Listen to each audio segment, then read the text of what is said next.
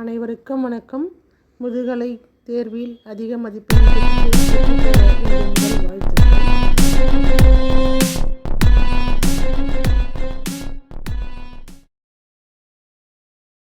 ஞானபீட விருது பற்றி நம்ம பார்க்கலாம். இப்போது ஞானபீட விருது பார்த்திங்கன்னாக்கா இந்தியாவில் இலக்கியத்திற்காக வழங்கப்படும் மிக உயரிய விருது ஞானபீட விருதுன்னு நமக்கு தெரியும்.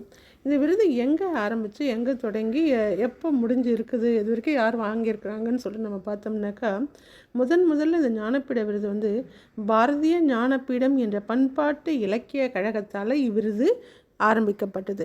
இது ஆண்டுதோறும் கொடுக்கணும், இந்த விருதை கொடுக்கணும்னு சொல்கிற இந்த அமைப்பை ஆரம்பித்தவர் யாருனாக்கா 1954 சாந்தி பிரசாத் ஜெயின் என்பவர் தான் இந்த அமைப்பை தோற்றுவித்தார். இந்த அமைப்பில் பார்த்திங்கனாக்கா முதல் விருது பெற்றவர் யாருன்னாக்கா மலையாள எழுத்தாளர் சங்கரகுருப் ஆவார். இவர் தாம் எழுதிய ஓடக்குழல் என்ற படைப்பிற்காக இவ்விருதை பெற்றார். அதுக்கப்புறமா 1975 சித்திரப்பாவை என்ற புதினத்திற்காக அகிலன் தமிழ் நூலுக்காக இந்த விருதை ஞானபீட விருதை பெற்றிருக்கிறார்.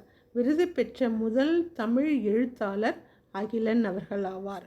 விருது வந்துட்டு அவங்க எழுதின கலைப்படைப்புக்காக கொடுத்துருந்த காலம் போயிட்டு இதுக்காக மட்டுமே இருக்கக்கூடாது அப்படின்ட்டு 1982 படைப்புகளுக்கு பதிலாக எழுத்தாளர்களுடைய ஒட்டுமொத்த சாதனைகளை கருத்தில் கொண்டு ஞானபீட விருது வழங்கலான்ற முடிவுக்கு வந்தாங்க. எழுத்தாளர்களுடைய ஒட்டுமொத்த சாதனையை கருத்தில் கொண்டு வழங்கப்பட்ட விருது வந்து 2002 விருது தமிழ் எழுத்தாளர் ஜெயகாந்தன் அவர்களுக்கு வழங்கப்பட்டது. ஆக மொத்தம் தமிழில் விருது பெற்றவர்கள் 2 பேர், ஒருத்தர் அகிலன், இன்னொருத்தர் ஜெயகாந்தன். இந்த ஞானபீட விருதுன்னு நம்ம பார்த்தோம்னாக்கா என்ன தான் அதில் கொடுக்குறாங்க அப்படின்னு பார்த்தீங்கன்னாக்கா இவ்விருதின் மதிப்பு வந்து 5 லட்சத்திற்கான காசோலை, தங்கமும் செம்பும் கலந்த பட்டயம் மற்றும் பாராட்டு பத்திரம். இது மட்டும் இல்லாமல் பித்தளையிலான சரஸ்வதி சிலையையும் கொடுக்குறாங்க. இதுதான் ஞானபீட விருதுன்னாவே இதுதாங்க. நன்றி.